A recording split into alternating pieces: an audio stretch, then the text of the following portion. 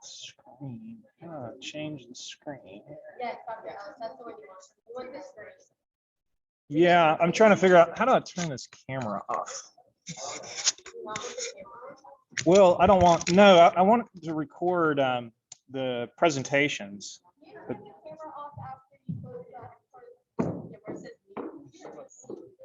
If you hit share, the blue button that says share, if you click this one, that'll share the screen.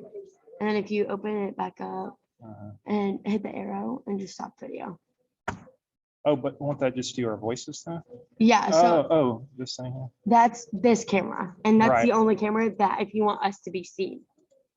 And if Well, you don't- I'd rather record what's going on the screen. okay, so then that's when you would go to more and you're gonna hit record. Yeah, it's already recording then, because that would be pause recording. Yeah, but it's what I'm saying is I want to record what we're It's doing. gonna It record the will? screen and our faces. Oh, it will. Oh, Yes. okay. Thank you. But it is upside down, so we're gonna have to invert it. Yeah, let's see.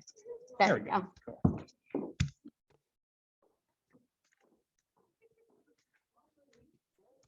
Do you know if there? Yeah, I don't really need your faces. Do you know if there's a way to Yeah, if you just hit the camera button, you can just turn off the camera.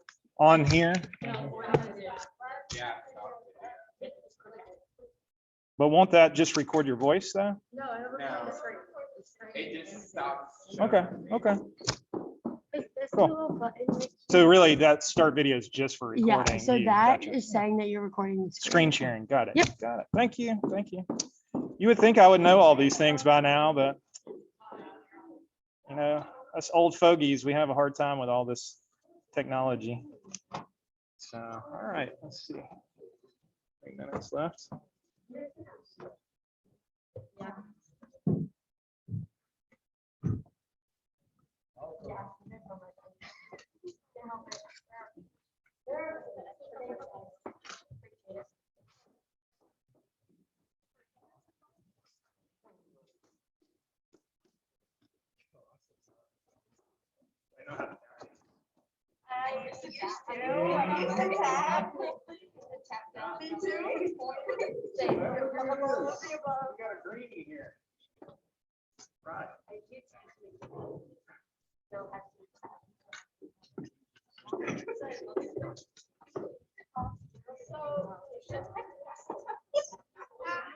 Let's have our green ties on.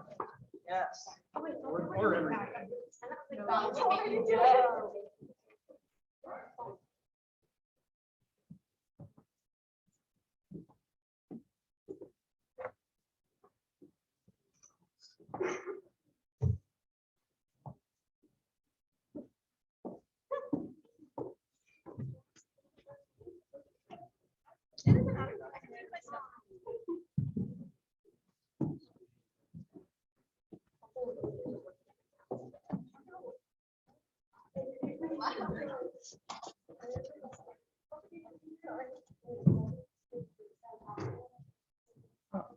Is this?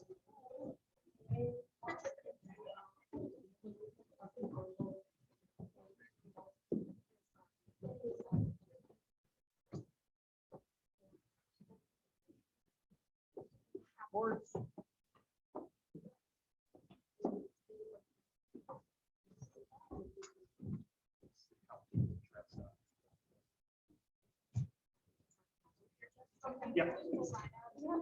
Yes, yes, that's a good idea. To kind of help the next person out.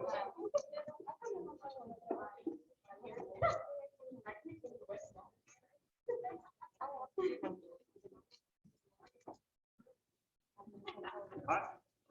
Who's gold this morning? Welcome, everyone. It's 1 o'clock, so we'll go ahead and begin. My name is Dr. Justin Ellis, and I'm the professor for the Metrics of Change class. And today, you're going to hear from our symposium students on how to use metrics to advance sustainable change. So sustainability is one of the most interdisciplinary studies that there is, and I mean on Earth, okay? Because it literally looks at everything, all elements of the natural world, elements of human behavior, and it can be studied from a perspective of economics, worldviews, values, ethics, politics, and policy, you know, even psychology, arts, and communication. Across all of these fields, there is commonality, and it's the skills and tools of measurement. How do we measure these things across all society? So our students today are going to teach us how to measure sustainability right here at Longview. I hope that you'll examine the very deep work that they've done over the semester. If you got a smartphone and your QR code works, go ahead and scan that. And today, after they're done, if there's any of the particular areas that you're interested in, there's a lot more than you'll probably be able to catch quickly in our presentation. So this will be available later, all of the individual story maps that we'll do. So without further ado, I'd like to introduce our first speaker. It'll be Meredith Grant, and she's going to introduce us to why metrics are important to all of our lives. So Meredith.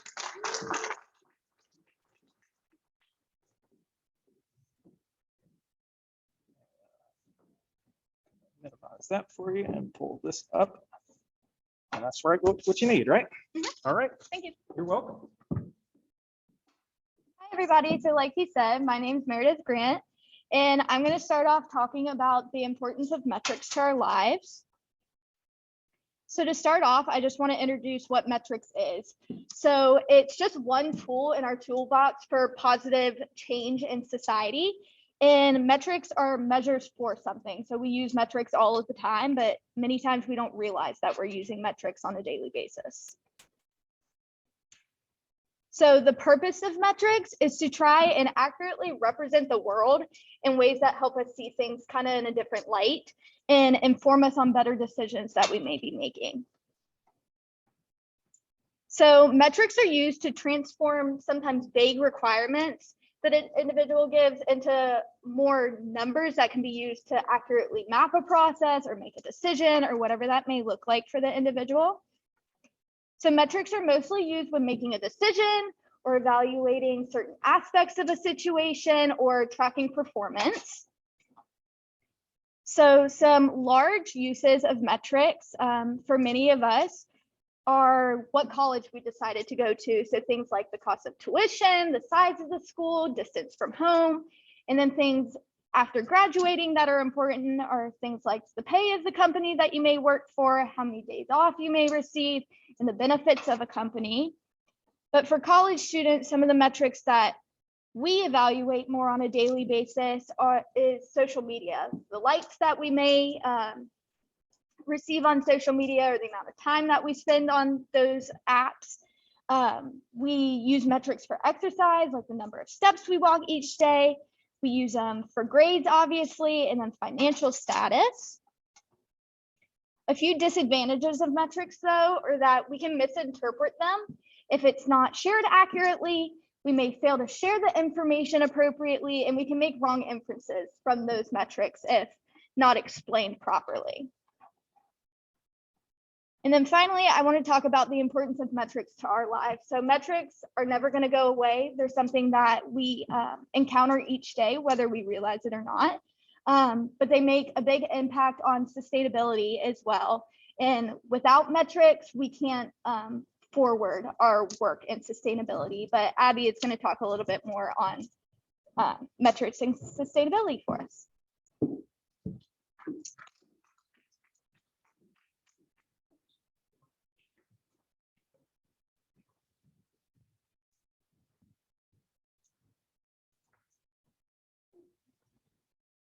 Did you just say yes or no? Okay, I wasn't sure.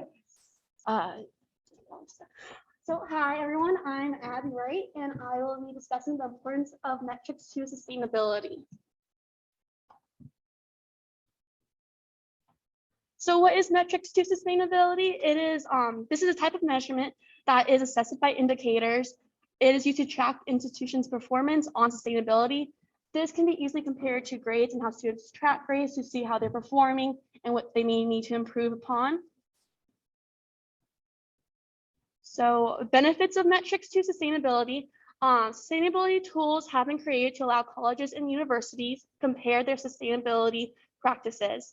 The ability to see other schools' performance in sustainability helps create motivation and helps institutions come up with their own ideas on how they can perform sustainability within their own community.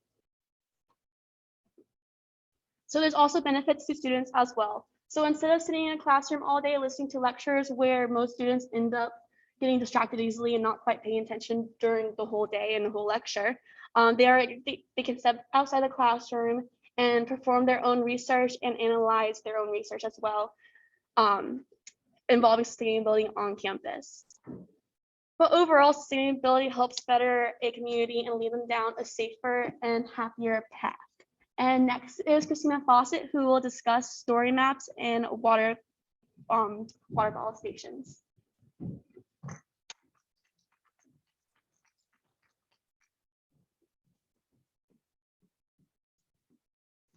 All right, so I'm Christina Fawcett, and today we're going to be talking about story maps. We're going to see what they are and why we use them, and I'm going to show you that through an actual story map. So what are story maps? Story maps are a unique way to present information to a viewer. Story maps use images, embedded links, interactive information, and places to add plain text. Story maps have a number of great qualities when it comes to their use for both the creator and the viewer. So when an individual is creating a story map, they like to have a lot of room for creativity and sections for engaging their users. The main difference and what we really emphasize on this semester in our class was comparing it to a PowerPoint and those Google slides that you kind of see every day that tend to get boring when you're clicking through. Story maps create an opportunity for us to flow through a story. It takes information and emphasizes it in different ways that you haven't seen typically before. Story maps are a great way to present the issues we are facing with sustainability. Since story maps are engaging, they're very interactive for the viewers to easily find information, and they're a great tool for the creator to present information that is important in order to create a change in these pressing issues. An example of an interactive aspect of story maps would be the current research that this group this semester documented in regards to the bottle fill station initiative here at Longwood University. So the map includes where the water fountains are located on campus in hopes that they will be replaced by a bottle fill station to support the initiative to reduce the use of single-use plastics on campus. So our class this semester did a lot of this information. And so as you can see on this actual story map, you've got these blue dots and these orange dots. So I'm gonna show you kind of how we interact with these story maps, especially on this.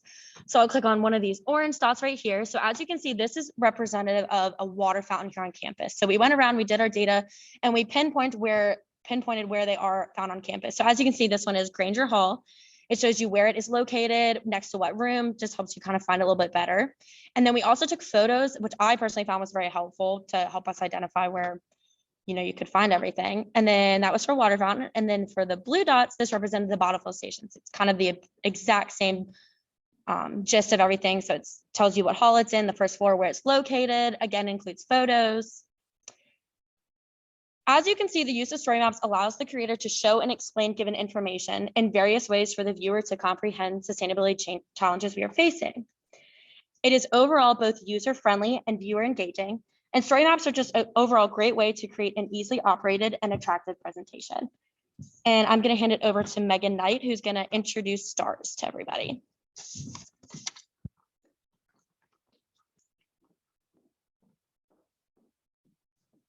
Good afternoon, everyone. I'm Megan Knight, and today I'll be presenting on STARS. And we've already been hearing what we've already been learning this semester in our Citizen 410 class. And I just want to share today, STARS is probably a really funky word to be hearing at like a formal presentation like this on our amazing symposium day. But when we talk about STARS, we don't talk about the things in the sky. We are talking about STARS, that stands for the Sustainability Tracking Assessment and Rating System, which is a transparent self-reporting framework for colleges and universities to measure their sustainability performances on campus. STARS is challenging higher education they're challenging higher education to achieve sustainability on their campuses by guiding schools who may be taking their first steps or completing long-term goals. STARS is broken down into 4 main categories. These 4 categories help guide schools in being sustainable. The categories are academics, engagement, operations, and administrating and planning. Each of these has further subcategories ranging from 2 to 9 subcategories. The true heart of STARS is the 63 credits broken down for each category above. These credits guide institutions in meeting and recognizing the STARS criteria. When institutions complete a STARS assessment, they will be awarded a final score. This final score is based on a percentage points earned by relevant credits, along with 4 innovative and initiative points for exemplary work that the school has been doing. Today, we will be highlighting approximately 18 credits in STARS, along with highlights of each credit. So we will jump right into it with Taryn doing academics.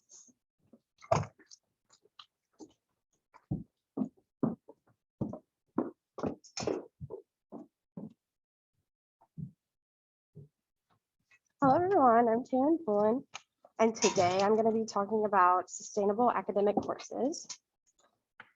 To start us off, academics is one of the 4 categories that are a part of the Sustainable Tracking Assessment and Rating Systems, aka STARS. And the definition of academics is this subcategory seeks to recognize institutions that have formal education programs and courses that address sustainability. Institutions that offer courses covering sustainability issues help equip their students to lead society to a sustainable future. Possible points that you can get throughout these 4 categories, but through academics, the academic STARS category has a total of 58 points available, and that makes up 28% of the 205 points that are available.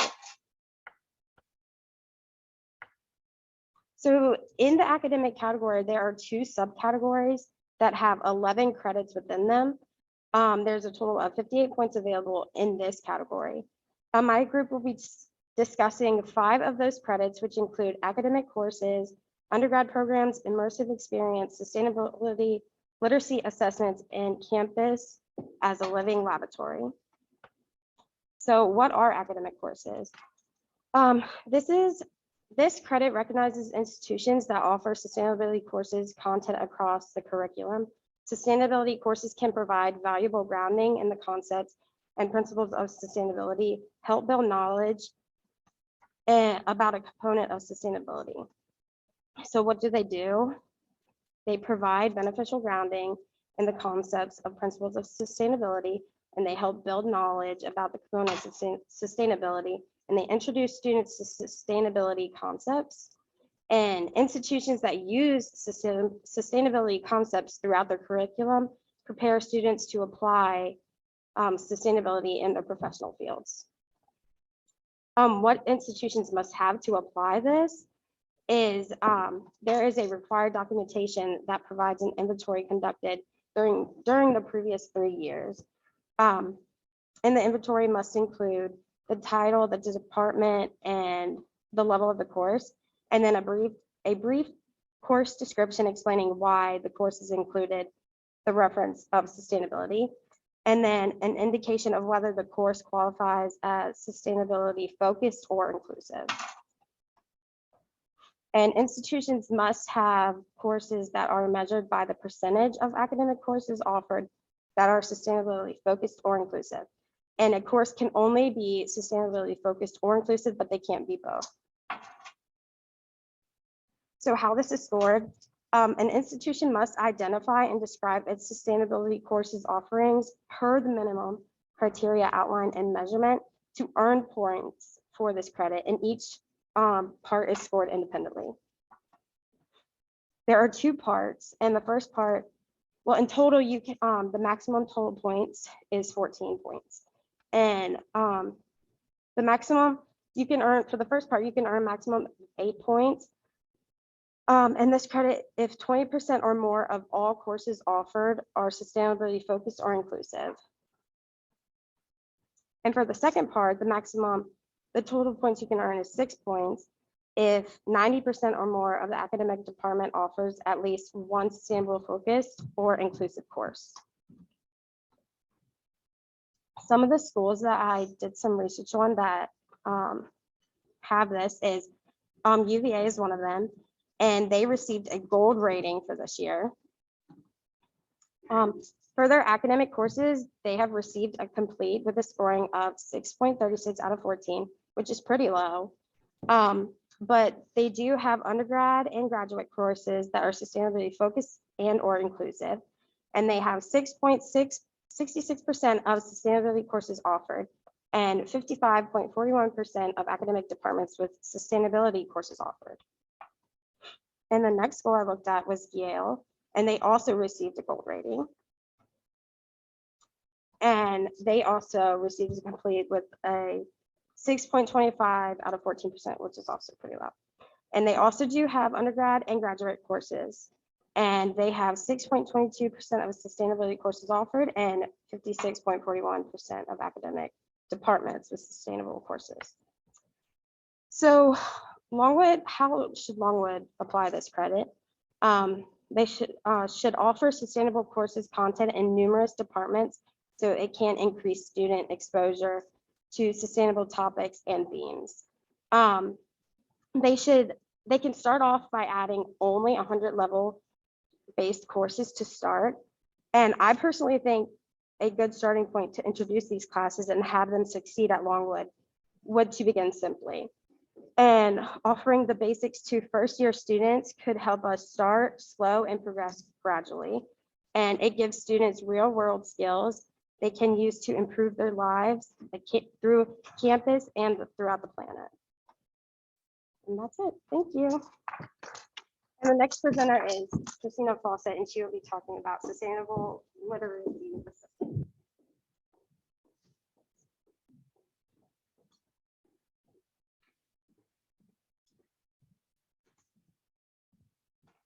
Okay, so again, my name is Christina Fawcett, and this time I'm going to be talking about literacy assessments within sustainability.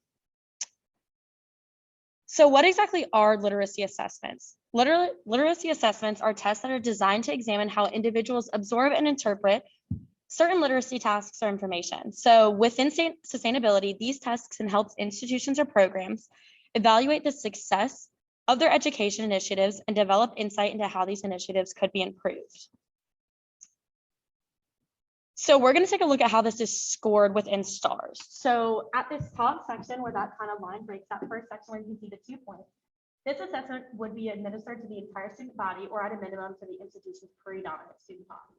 That can give you up to 2 points. Looking at the one below that line under the or, you can earn up to 1 point by administering this to a subset of students. This typically kind of means the programs that are being offered, the courses that are being offered, that subset would be those students. Then you would then multiply either whatever you received that first point or that second point by 2. You would receive this 2 by administering the pre and the post assessments to the same set of students or the people that you did that first time, administering it the exact same way. And then you would end up with a maximum of up to 4 points, depending whatever you multiply by this one or this 2. So where have we seen this succeed? Ohio University sent out an electric survey on April 19th, 2021. That remained open and available until May 4th of 2021. So 33,883 surveys were sent and 572 of those surveys were actually completed. A little bit about the survey. So the survey material contained 16 questions, and 6 of those 16 questions were used to identify the campus community's sustainability and carbon neutrality literacy rate. In 2021, the aggregate score for all demographics was 74%. We saw a 7% increase in that aggregate data from 2017. Some of the demographics. So first year students take up about 7.1% of responses. Non-first year students take about 23.45%. And current Ohio employees take about 46.18%. Now we're going to take a look at the survey itself. So this question says, what is the most common gas in the Earth's atmosphere? The correct answer is nitrogen. You can see it was more of a hefty response for nitrogen. You still kind of have your stragglers on the rest of them, but that honestly provides some data for us. 82% in 2021 answered correctly compared to 80% in 2017. So we saw a 2% increase based on our assessments that were given. Another quick example from the survey, this question is kind of the same way. You can see the correct answer was the heftier response, but you still have your people who answered differently. This question says, according to NASA's Goddard Institute for Space Studies, how do scientists collect data regarding climate? 97% scored correctly compared to 92% in 2017. So we're seeing a little bit of a different response in that increase in percentages. Seeing that improvement in percentages with the correct answers can show us how classes can be improved and what we've done to fix things, kind of showing us our progress that we've made. So I personally think Longwood should shoot for the 4 points. I know that there's kind of a good place to start, but I think Longwood could do it. I think we should shoot for it. So 2 points can be received for conducting the assessment to the entire student body. I personally recommend that a pre-assessment is given 1 week minimum before the classes started. You have your students who are within those classes or your subset of groups. They take that assessment, and then the same exact thing kind of when that course is done with, you have a minimum of a week to complete it. So looking at Ohio's data, when they sent out that 33,000, around 33,000 assessments, and they only got 572 back, that was a 2.18% response rate. So I personally think what we could do a little bit differently than Ohio was provide them a maximum of 20 days for the assessment to be available and send out a reminder email like 2 or 3 days before, because especially as students, I know we just get loaded on emails often. So I think that reminder email would probably help people emphasize the importance of the assessments. So Longwood strives to succeed, and with the help of sustainability focused classes and follow-up assessments, we can create a successfully educated and sustainably concentrated Longwood community. I've got my verses down here. And now Shane Short is going to be talking about undergraduate programs for y'all.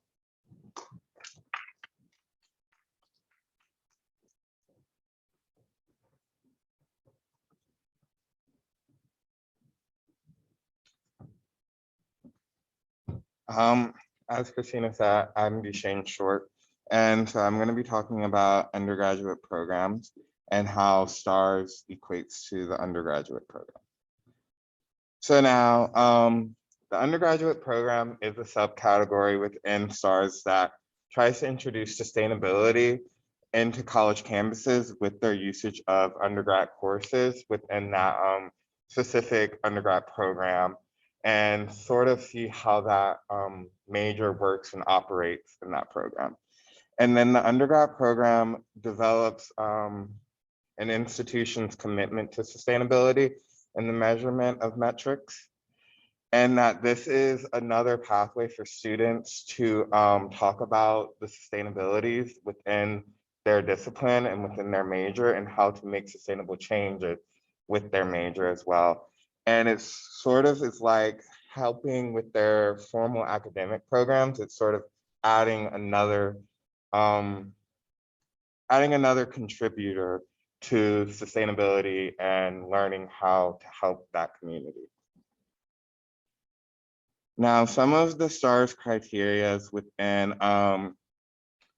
sustainability with the undergrad program is that many of the STARS for the undergraduate program is used by campus community relations. So usually members and leaders of the community that's surrounding that university will help partner with that university, especially with that program, and help them engage in sustainability for the future and help them improve not just that university, but the community as a whole. And how they usually score this criteria is they score it with the maximum points of 3.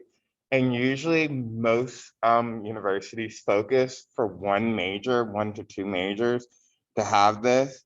And they usually put points based on that, but they'll also have some that will have a minor or a certain concentration within that big major will have sustainability focus, but they'll also point it and grade it a little differently for like 1.5 points. Now looking at other universities, so the Virginia Commonwealth University, so VCU, as previously talked about, it receives the silver medal, and they have their undergraduate program here. And they have scored a 3 out of 3 for their undergraduate program, where their sustainability focus is in the undergraduate program of the environmental science field. So what they usually do in the environmental science is that school has a partnership with the local communities around them.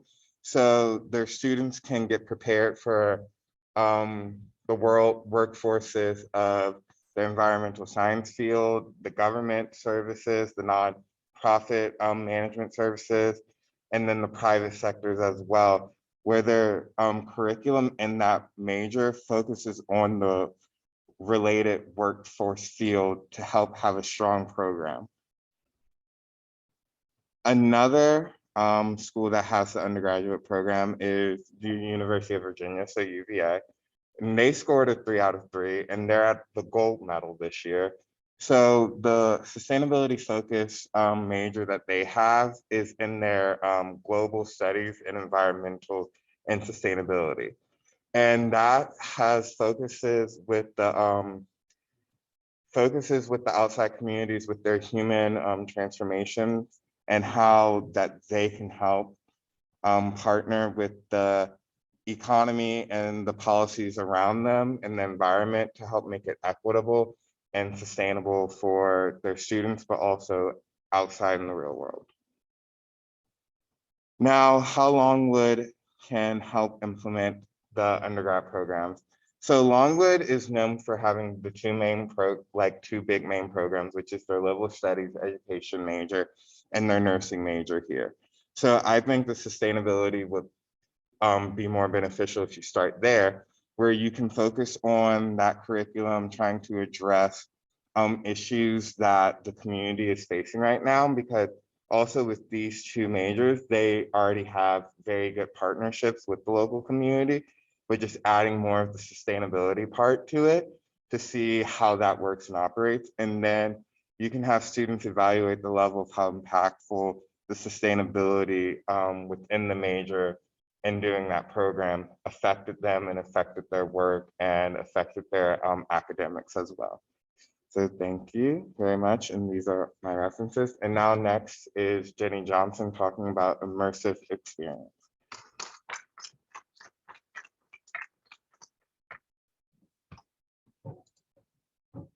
Hello, so my name is Jenny Johnson, and I'm going to be talking about immersive experience. So immersive experience is a STARS criteria under the academic section.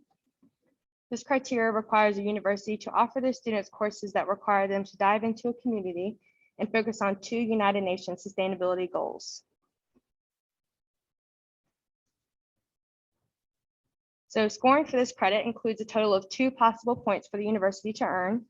The university must offer these immersive opportunities, and they must involve 2 of the United Nations global goals. It includes goal number 4, which involves quality education for all, and goal number 13, which involves climate action.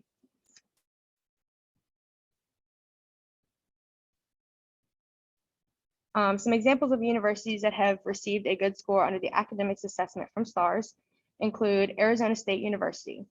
They offer programs for their students to focus on sustainability problems in Hawaii, Hong Kong, China and Nepal, South Africa, and Italy.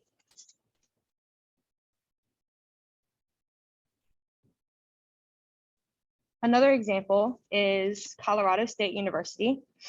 They received a complete score for this credit, and they offer programs that focus on sustainability problems in Ecuador, Costa Rica, South Africa, and a variety of others.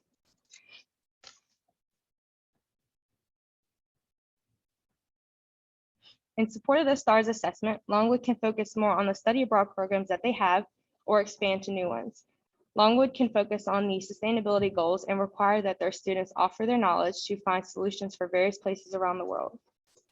And next up is Chris, and he'll be presenting on campus as a living lab.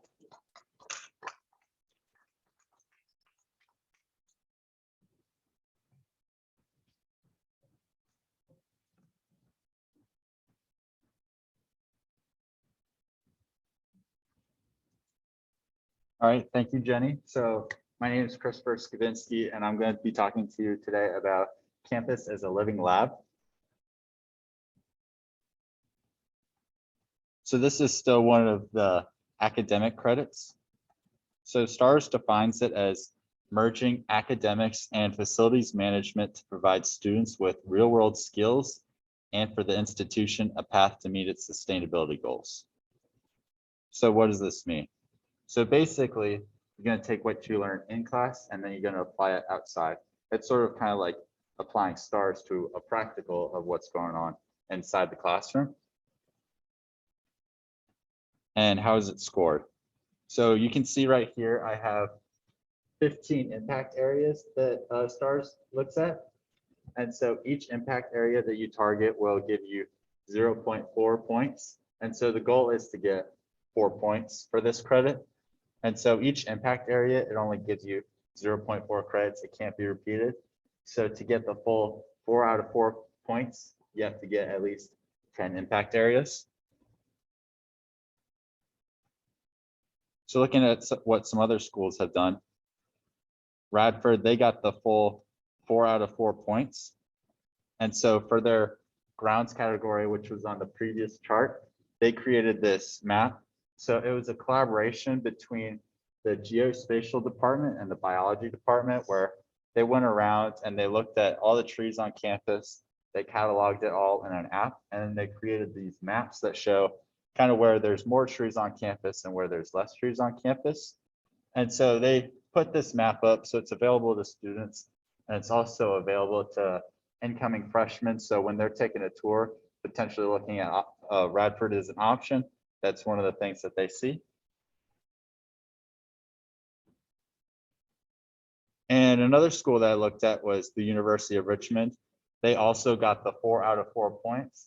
And so they looked at the energy category, which was on the previous chart. And so what you can see here, all these solar panels are on top of the Weinstein Center, which is basically University of Richmond's version of the campus rec. And so they have all these solar panels laid out on top of the roof and positioned properly, so it gives you the most energy per amount of time. And so there was a class that actually looked at how solar panels work, how they could benefit the campus, and would it be worth it. So they have the solar panels on top of this building, and then they have a couple other sites on and off campus that include the solar panels. And in 2018, the University of Richmond actually became the first school in the Southeast to get 100% of their energy from solar power, which I thought was pretty cool. And so there's a couple of things that Longwood can do. First up, I think that we can achieve the work on solar panels. I don't think we need to get 100% of our energy like the University of Richmond did, but we could definitely get a couple out there, let some students investigate how it worked, and then get the 0.4 points to go towards our STARS credits. Another one is greenhouse gas emissions.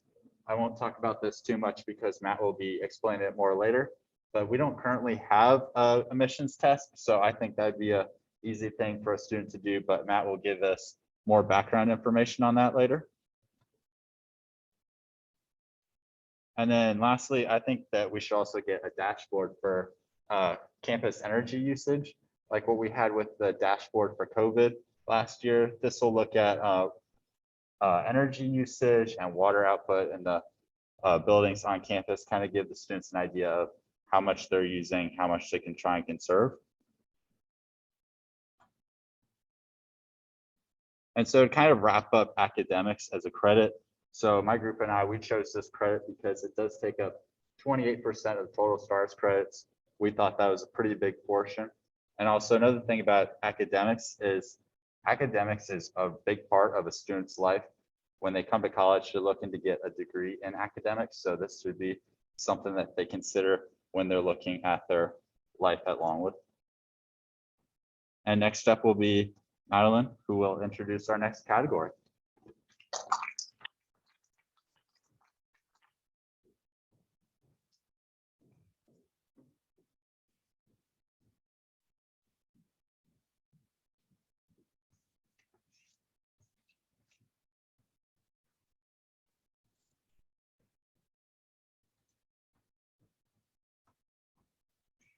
Okay, so my name is Madeline Sears, and I'm going to be presenting on engagement on campus and within our community.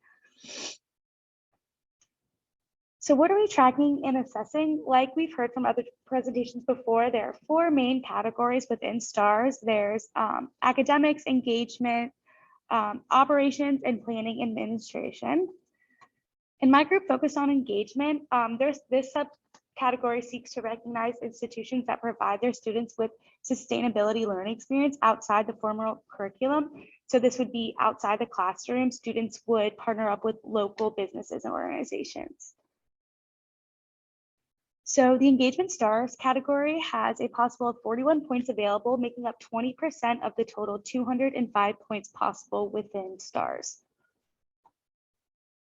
So within the engagement category, there are 2 subcategories comprised of 15 credits. So the 2 subcategories are campus engagement and public engagement. So our group will be going into depth about 4 of the total 15 credits. These include community partnerships, student life, student educators program, and assessing sustainability through culture. So what are community partnerships? This credit recognizes institutions that have developed campus community partnerships to advance sustainability. So you might be thinking, what does that mean? Well, members and leaders in surrounding community, they partner with local university students to provide knowledge, scaffolding, and a new outlook on a sustainable future, not only for our local community, but beyond to all communities.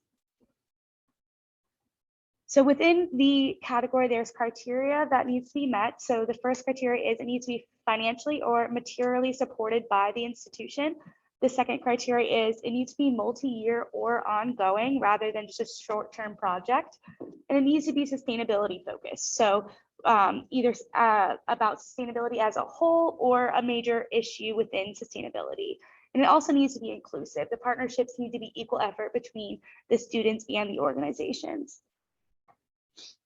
So scoring, an institution can earn a maximum of 3 points available for this credit. So that comes from having 1 formal community partnership or more, and it has to meet all the criteria that I just outlined above.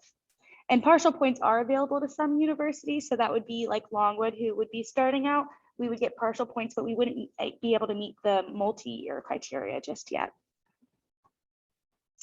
So other universities, I did some research on some of our neighboring universities to see how they have implemented this criteria. So for the community partnerships in 2021, UVA has received a score of 3 out of 3, meaning that they had more than 1 formal partnership and they met all the criteria. So their programs included the Planning and Coordination Council, which focused on the government and planning side of sustainability. They had Solarize Charlottesville, which focused on the environmental and energy side of things. And then they had Community Partnership and Community Engagement Committee, which focused on the civic and social sustainability challenge within their university.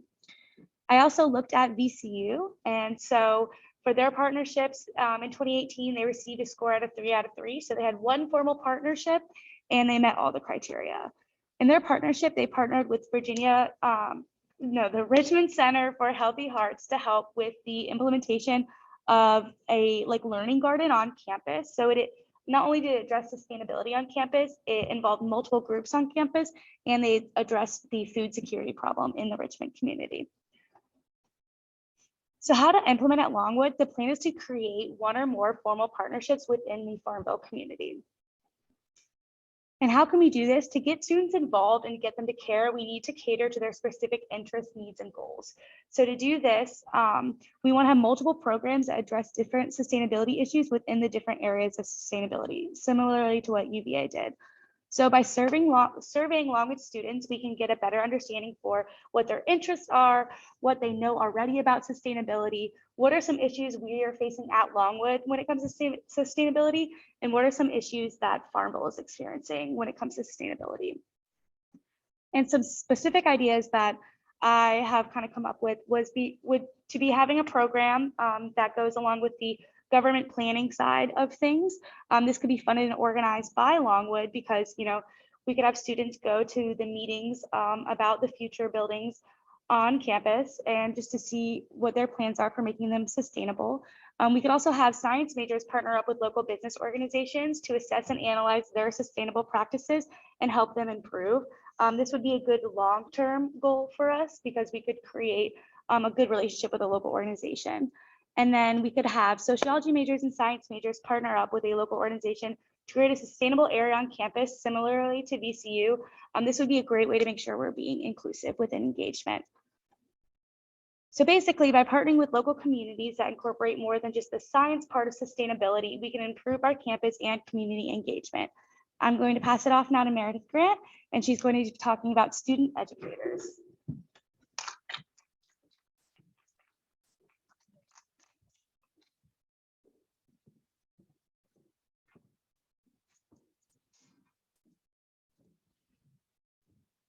So hi again, like I said, my name is Meredith Grant, and I'm going to be talking a little bit about what student educators are and what that would look like here.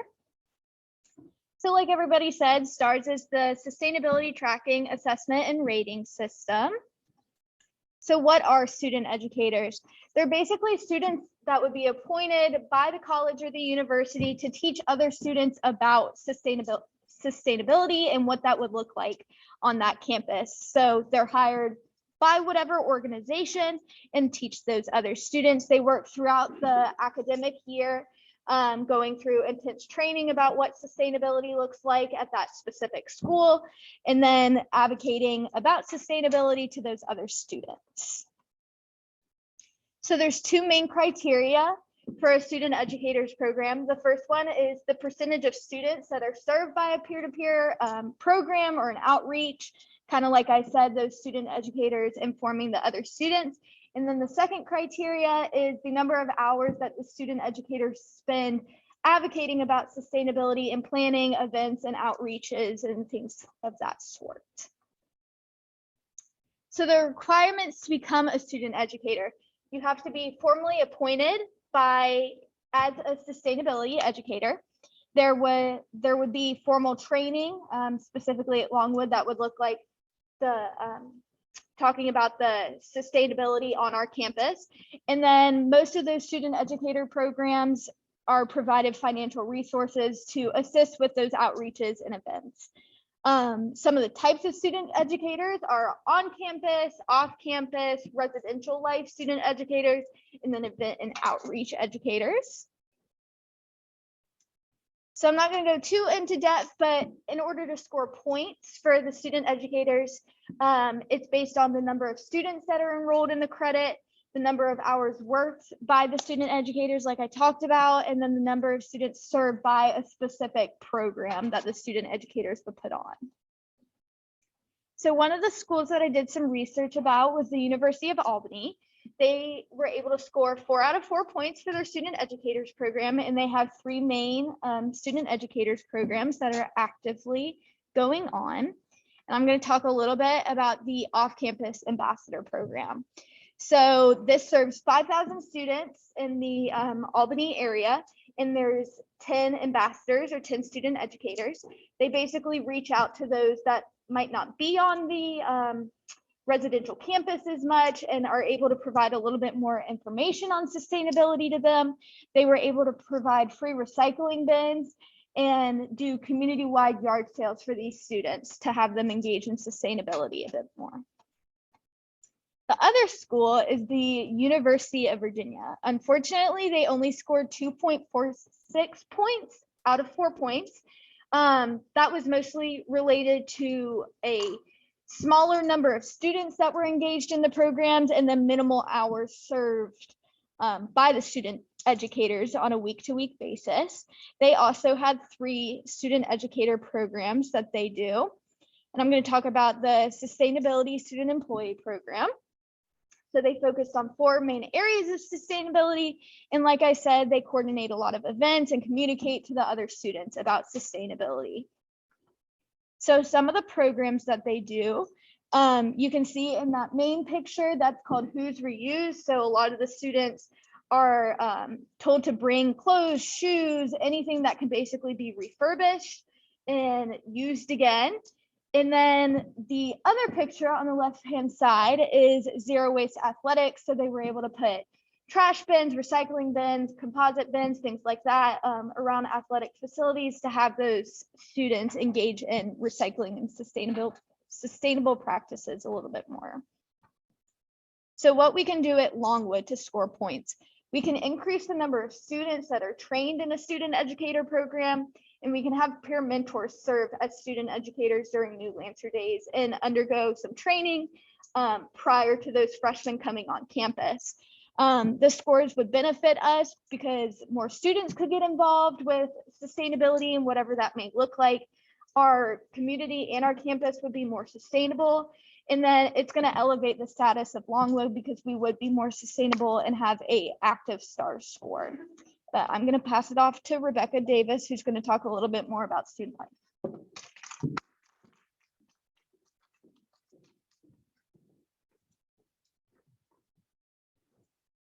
Hello, my name is Rebecca Davis, and I'll be talking about student life.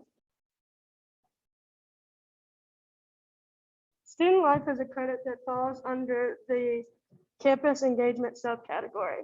Student life criteria is addressing sustainability experiences outside of your academic college experience. Student life criteria can be applied in many ways, such as student farms and gardens, outdoor clubs, cultural art events, and student programs. Scoring. An institution earns 0.25 points for each category listed below, and there is a maximum of 2 points available for this credit. Partial points are available based on the number of categories for which an institution has. There are a total of 11 of these, and I will not go in depth, but I will tell you what they are, which is student groups, student gardens and farms, student-run enterprises, student funds, sustainability events, sustainable arts, outdoor programs, sustainable themes, life skills, student employment, and graduation pledges. The first college I looked at was the University of Richmond. The University of Richmond received an overall gold rating. Student life received an overall of 2 points. They have many active student groups on campus that focus around sustainability. The first group that I looked at was Greeks Going Green, which is a student group focused on unifying campus community through improving sustainability awareness and promoting practices in Greek organizations. This organization would allow the university to receive 0.25 for having a sustainable group on campus. The next group I looked at was Green UR, which is a student group that organizes environmental campaigns and hosts sustainability-related events like documentary screenings. This falls under the conference speaker series, Symposium, or similar events focused on sustainability criteria. This would also allow the university to receive 0.25 points. The next college I looked at was Virginia Tech, and they also received an overall gold rating. There are many student organizations at Virginia Tech that actively focus on sustainability issues. Home Field Farm Sustainable Dining at Virginia Tech offers opportunities for students and members to participate in growing food, brainstorming new ways to enhance sustainable dining initiatives at Virginia Tech. The next is the Environmental Student Organization. They promote the importance of environmental stewardship awareness through service, education, and the enjoyment of the outdoors. And an example of that would be the Horticulture Club, pictured behind. How could this be applied to Longwood? Longwood could apply this credit in many different ways. One way is for students to pledge to take the responsibility of being sustainable after graduation. This would allow Longwood to receive 0.25 points and would meet the graduation pledge criteria. Another way, Longwood could host cultural art events that are focused on sustainability, and this would also allow them to receive 0.25 points. Longwood currently already has sustainable organizations on campus, including the Wildlife Club, which encourages learning and appreciation for our local and national wildlife. They also have the Environmental Club. This organization on campus strives to enhance environmental awareness on campus. These two organizations would already allow us to receive 0.5 points out of the 2 points that we could possibly receive, and we may be eligible for additional points with a full assessment. And Megan will be presenting the intro to the next category.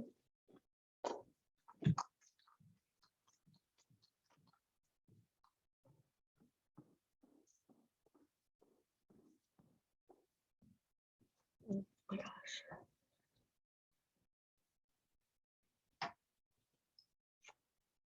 So we've already heard from so many great people today introducing each of the categories. Today I will be introducing our third category, that is the category of operations. And inside the category of operations, it is made up of 9 subcategories and 22 total credits. Each credit is worth various points that all lead into the overall of 72 points. This category is the biggest of the 4 in the STARS credit. Just as the previous groups have shared, 5 credits from all of us in this category will be explained. They are food and beverage purchasing, clean and renewable energy, building design, construction, and sustainable dining, and greenhouse gas emissions. And I will be starting off with food and beverage purchasing. The credit of food and beverage purchasing focuses on the sustainability of food locally sourcing food and products that are certified as sustainable products. Institutions can earn based on weighted cost of products that are sustainably and ethically produced and plant-based 100% organic food. The points can be earned, 6 points can be earned from the institution. These points are completed by filling out an inventory template. The template of the inventory is broken up into 3 parts: certified verified inventory, institution affirmation inventory, and 100% plant-based foods. One of the schools that I looked at and researched was the University of Richmond. The University of Richmond is currently taking action to buy from local farmers and producers and also doing weekly purchases of local and sustainable seafood. The second school is Bridgewater College. This institution has over 250 local farmers and producers to help enhance freshness of products by reducing the travel distance from farm to campus. At Longwood, I believe that we are already striving to meet this credit 4 stars. At Longwood, 35% of our food is bought locally within 150 miles of our campus, along with 8 to 10% of our items are organically sourced. I think that action needs to be taken here at Longwood, incorporating plant-based and sustainable dining at other dining locations, not just Doral Dining Hall. Offering plant-based food at other dining locations will increase campus enjoyment while also increasing the inventory of the food, meeting the credit. I think also Longwood could also benefit from student feedback on plant-based foods that we would like to see on our campus, in turn increasing our inventory along with decreasing the amount of food that could be wasted. And lastly, I believe Longwood should start their own garden for fruits and vegetables that we can bring into our dining halls. And again, increasing inventory of plant-based items around and being served on campus. And next, Robert Motley will be talking about clean and renewable energy.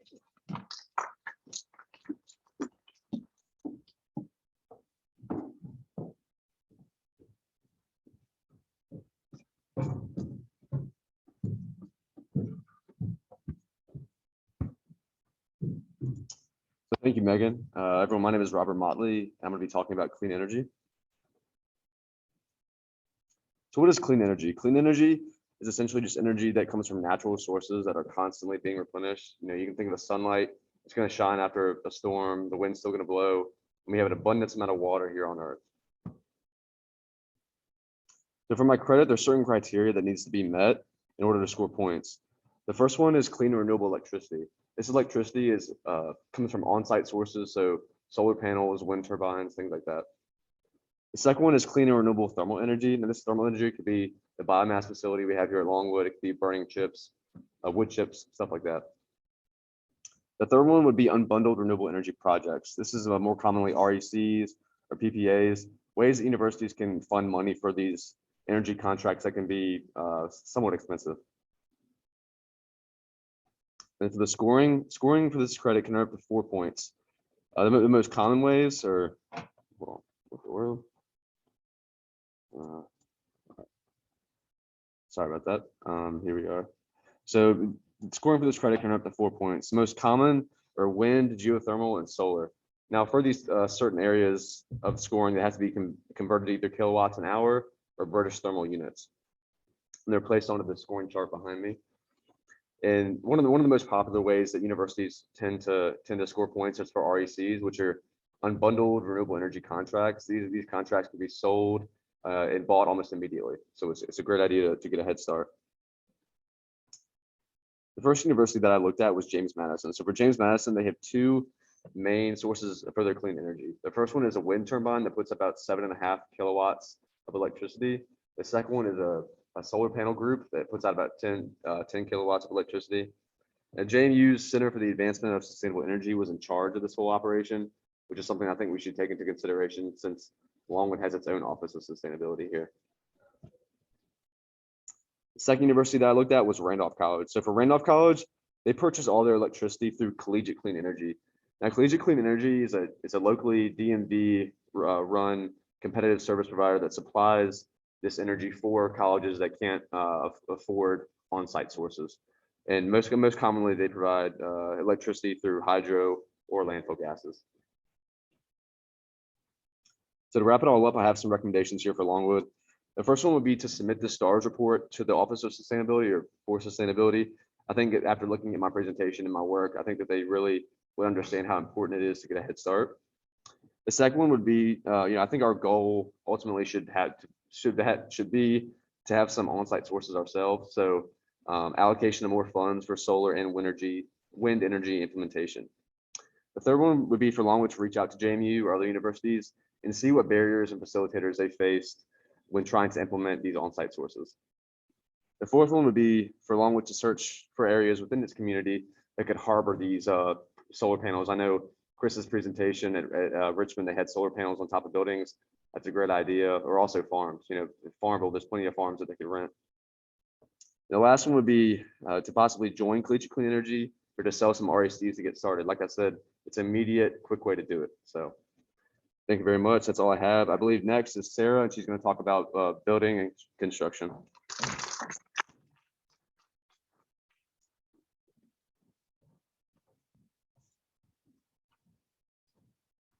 Hi everyone, my name is Sarah Bass and I'm going to be talking to you all about design and construction. This was my credit under the operations category.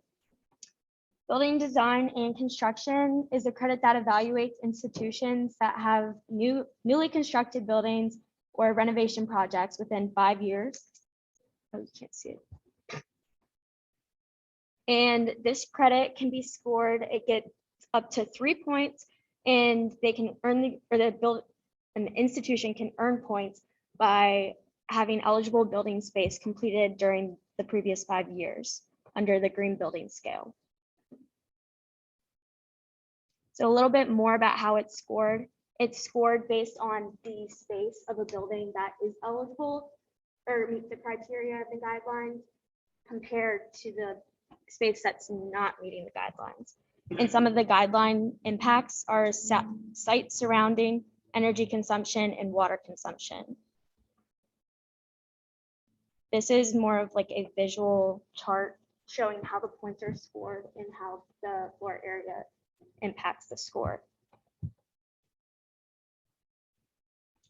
So a little bit, or the first institution that I looked at was Georgia Tech Institute of Technology. This is the Condita building and is the 28th in the world to receive this honor. It's the highest or most honorable green building achievement that you can receive under STARS credit or STARS rating system. And the Living Building Challenge it proves the net positive energy and water consumption for at least a year. And they are ranked silver under STARS. James Madison University is the next institution that I looked at. They have Weiland Hall is the first renovated building to receive the LEED Platinum Award in 2011. And some of the features include wells and water tanks that collect rainwater, and the geothermal HVAC system that utilizes the ground source water. The overall design includes more natural light and sustainable materials like the walls, carpets, and living space. And they were ranked gold. So how can we score more points at Longwood University? We actually have 8 LEED certified buildings. 3 of them are still in the process of certification because they are so new, and it's based on the 5 years. And those are Radcliffe, Moss, Johns, and Allen Hall. Longwood could look into renovating older buildings, and we could consult with Capital Design and Construction, which is our design and construction team here at Longwood. And these are the 8 buildings that are LEED certified and their scores. These are my sources. Thank you. Is Mason Verba, and he'll be talking about sustainable dining, right?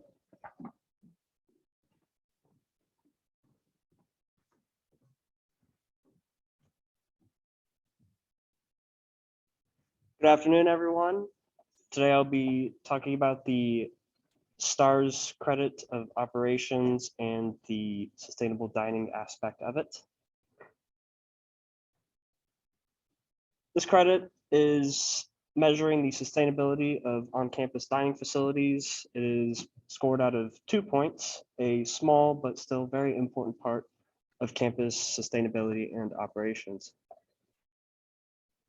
As you can see from this graphic, college students waste a lot of food.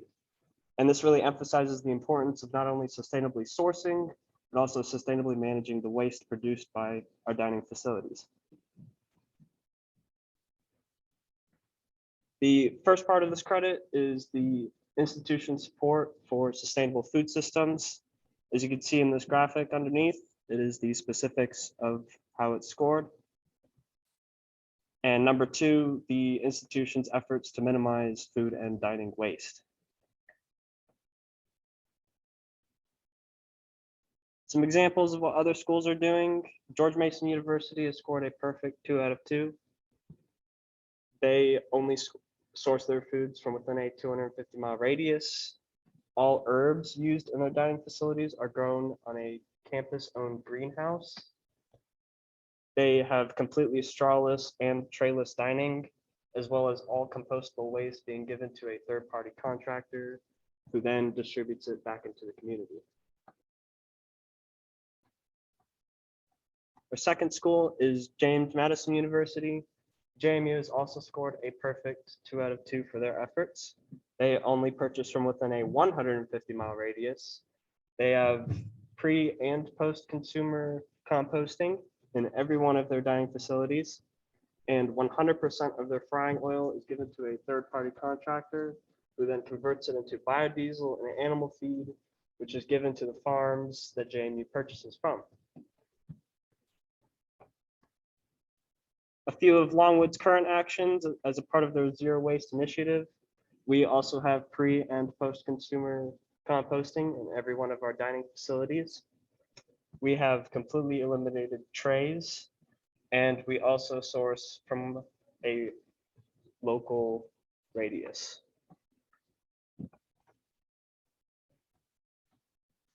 Ways that we can improve the sustainability of our dining facilities.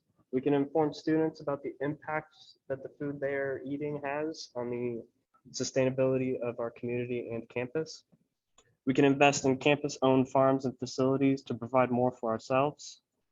We can eliminate the use of styrofoam containers and party with third-party recycling so that the entire burden of waste management is not on our shoulders. And lastly, source from the Farmville Farmers Market. It's good for the students, good for the community, and overall very few drawbacks. That is all. Thank you. Next, we have Matt Roberts to discuss greenhouse gas emissions. How's everyone doing today? I see we got some new faces walking in, some old faces leaving, but that's okay. Thank you all for those of you who have stayed the whole time. I hope you're enjoying this so far. So this is my presentation on greenhouse gas emissions as a part of the operations category. What are greenhouse gas emissions? Greenhouse gases, well, let's talk about greenhouse gases before we get into emissions, but they are gases that are dispersed and absorbed by the Earth's atmosphere due to our activity. And these gases can cause a great deal of harm to our planet, along with climate change, which is not really so good. So we got to figure out a way to fix that, right? Before we get into the fixes and what Longwood can do, there are 3 scopes to greenhouse gas emissions: scope 1, scope 2, and scope 3. Scope 1 greenhouse gas emissions are direct greenhouse gas emissions that occur from other sources that are controlled or owned by an organization. As you can see here, the green arrow pointing up you see company facilities and company vehicles, right? So not as big as scope 2, but still causing emissions, right? So scope 2 emissions are the indirect greenhouse gas emissions associated with the purchases of electricity, heat, steam, cooling, etc. And these are the highest emissions released by colleges, universities, schools, and all of that. Lastly, scope 3 emissions is the result of activities from assets not owned or controlled by the reporting organization. Basically, everything else that is not scope 1 or scope 2, or a combination of scope 1 and scope 2. And you can see that in the purple arrows: investments, franchises, transportation and distribution, things of that such.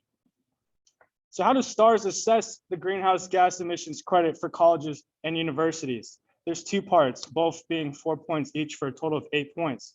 Part 1 is the institution must show proof that they have reduced scope 1 and scope 2 greenhouse gas emissions per person or campus user. Part 2 is the institution's yearly scope 1 and scope 2 greenhouse gas emissions. They must be below the average performance threshold per unit of floor space, and that is a maximum of 4 points. The 2 universities that I looked into, one was Texas A&M University, and how they collected data, constructed initiatives and methods for reducing their greenhouse gas emissions. They were able to do this by having the associate director for utilities and energy management and the utilities and energy management team to collect specific data for scope 1 and scope 2 greenhouse gas emissions. They were able to reduce the energy consumption and greenhouse gas emissions by creating an initiative that combined a power plant, combined a heat and power plant that provided energy to the campus using natural gases. The university also created the building level energy reduction program, giving Texas A&M 5.76 out of 10 points for this credit. Next up, we got University of Oregon. The University of Oregon collected information for greenhouse gas emissions through the Education and Analytics Coordinator and the Office of Sustainability. The data sources that Oregon University used was from the Eugene Water and Electric Board. They were also able to produce their methods under a climate action plan, which was able to reduce the amount of fossil fuels, their reliance on fossil fuels, carbon intensity factors, and scope 2 emissions. The initiatives taken, Oregon created a plan to use green heating sources by reducing high carbon energy sources, which gave commuters options for how to travel to and from the school, obviously reducing energy and emissions. As you can see here, commuting made up 8%, so they were able to reduce that quite a bit. And lastly, they targeted other energy sources that were most impactful to campus to creating greenhouse gas emissions. So they reduced that overall, giving them a 5.73 out of 8 points for this credit. So what can Longwood do? As Chris mentioned, Longwood does not exactly have a test for seeing how much we are contributing to greenhouse gas emissions. So what I believe Longwood should do is, outside of the already existing sustainability office, there should be a sustainability management team that looks to get funds like the other universities did, collect data, find a way to collect data for greenhouse gas emissions, and starting initiatives that will basically reduce greenhouse gas emissions. If Longwood were more vocal on sustainability development, getting students into an assembly or something, talking to them about how they can do what they can do to reduce greenhouse gas emissions, I feel like overall it would definitely reduce greenhouse gas emissions once we understand how to test it, measure it, and figure out how to reduce it. So to wrap up operations, in conclusion, out of 22 credits for the operations category, my group picked 5 that we thought were the most important to do research on and for Longwood to eventually do something about or do more about. These 5 included greenhouse gas emissions, building design and construction, sustainable dining, food and dining purchasing, and clean and renewable energy. These credits are important because it will create a more sustainable campus if Longwood were to start collecting more data, figuring out a way to collect data, formulating methods, and creating initiatives. And that is all for the operations category. Next up is Avery with planning and administration.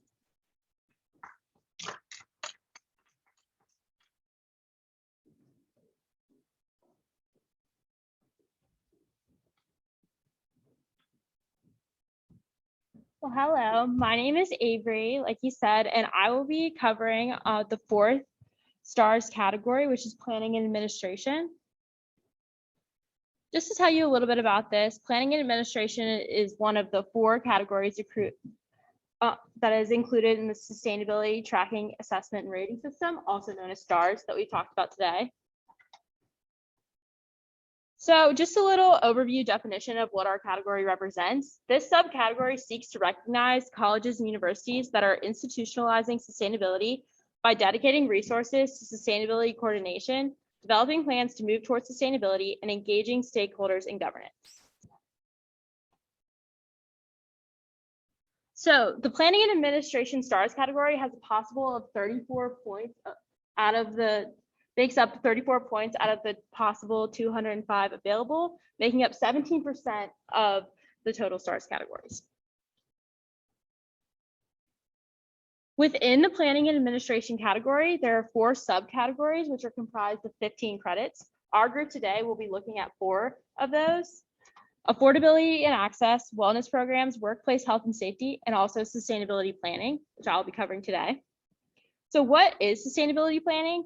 Sustainability planning is an important part of the administration category of the STARS assessment tool. This tool is used by institutions of higher education to make sure that sustainability is in the future of institutions of higher education. Sustainability planning involves including sustainability in all facets of campus planning and administration in a way that can be measured. There are certain criteria that an institution must meet to obtain this. The first is having measurable sustainability objectives. The institution must have plans published concerning sustainability involvement with either academics, operations, administration, or engagement. This can include campus master plan or physical campus plan, a climate action plan, diversity and inclusion plan, human resources strategic plan, and a strategic plan or equivalent guiding document. For the scoring of criteria 1, there's a maximum of 2 points available. 2 points will be awarded if sustainability plans with measurable sustainability goals are found in all of the aforementioned 4 categories. Although partial points are available if there are sustainability plans with measurable goals found in 2 of the categories that I mentioned before. Criteria 2 is sustainability planning in the highest guiding document. The university's highest guiding document must include sustainability planning in multiple facets. This includes as a major theme, major institutional goal, multiple sustainability objectives, or as a minor theme. There's a maximum of 2 points available for this criteria. However, if the university incorporates sustainability planning in the documents in a different way, such as if it's only present as a minor theme, then they may receive partial points. Now, if we look at schools that have pursued this credit, Virginia Tech pursued this credit in 2021, most recently. They received 3 out of 4 points. Unfortunately, this is because that sustainability planning was only found to be a minor theme in Virginia Tech's highest guiding documents. UVA pursued this credit in 2018. They also received a gold rating as Virginia Tech did, but they received all 4 points available for the sustainability planning category. Now, if we look at Longwood University, first, I think it's important to look at the definition for sustainability that Longwood adopted in 2008, which is meeting the needs of the present without compromising the ability of future generations to meet their own needs. Longwood University is actually doing a great job to ensure that sustainability planning is involved in the fabric and framework of the university. This is within the function and with measurable goals to track progress.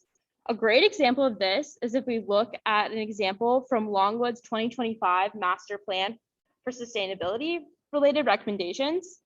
And they group these recommendations under four broad planning principles. The first is adopt new urbanist planning principles for land use and transportation systems that foster a decent, prosperous, and sustainable local community.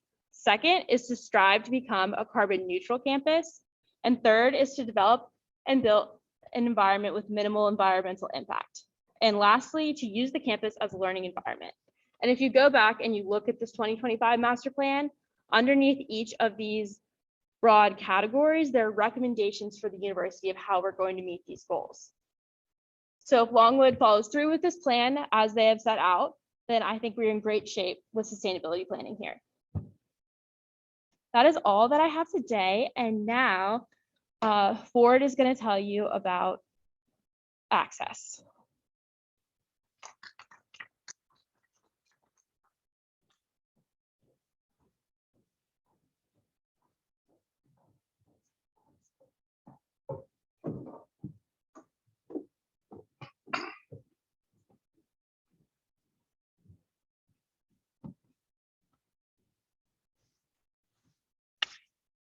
Good afternoon. So, sorry. Our topic is Lancer sustaining campus life. And specifically, I'm looking at affordability and access, planning and administrating, number 8. So for a little introduction, this credit looks specifically at recognizing the college universities that are affordable to lower social and economic students. We know that there's a lot of inequity and inequality with students at different colleges, universities. We all don't have the easiest path to get here or any universities in general.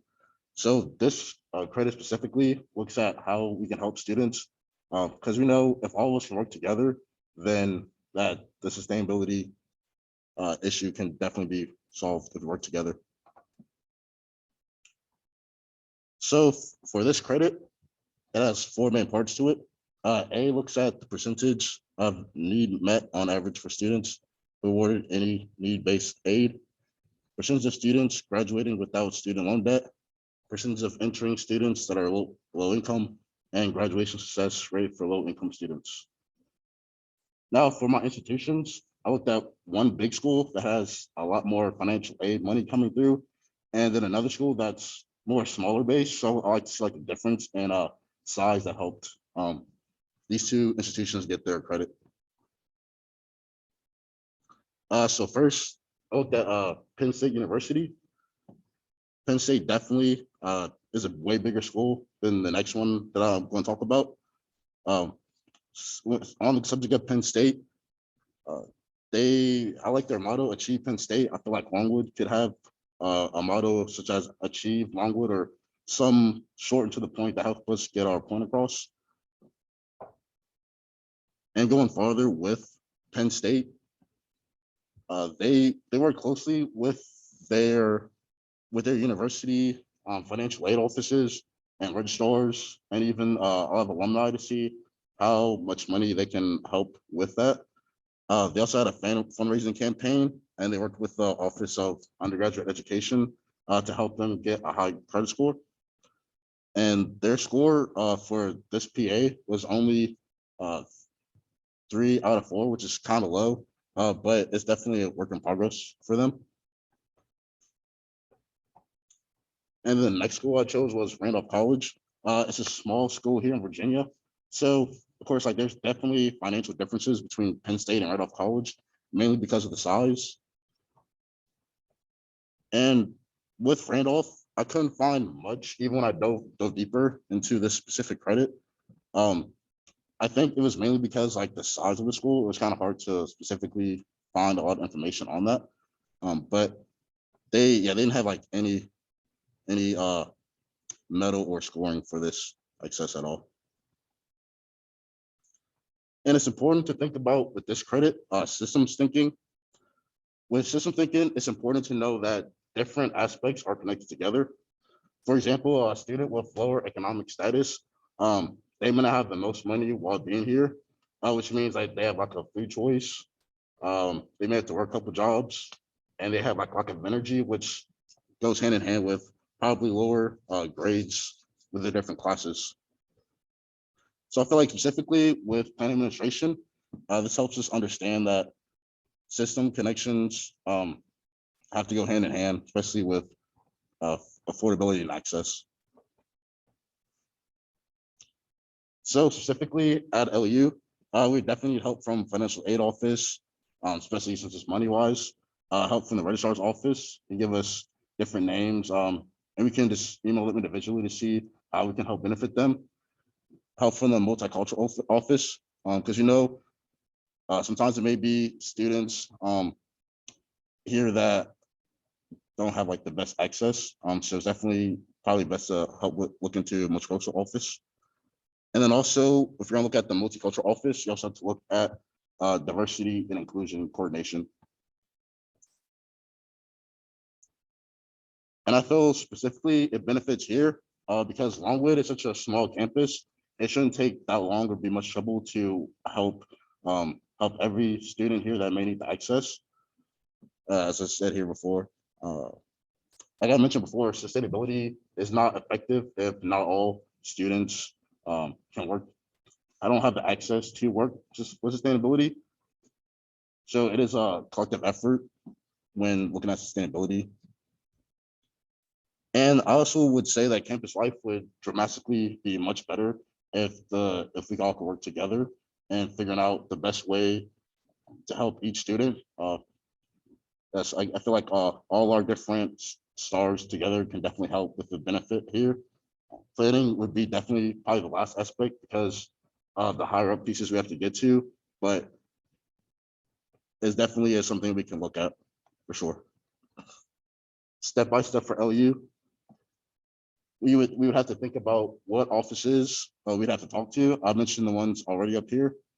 For my credit specifically, I would talk to the registrar's office and the Office of Financial Aid. Grace, she kind of had the same credit area as me, so she would definitely look into diversity and inclusion and the multicultural office. And then as soon as possible, we can start planning initiatives to help bring more awareness on campus to this credit specifically. These are my sources, and I'm gonna hand it off to Abby to finish off this strong.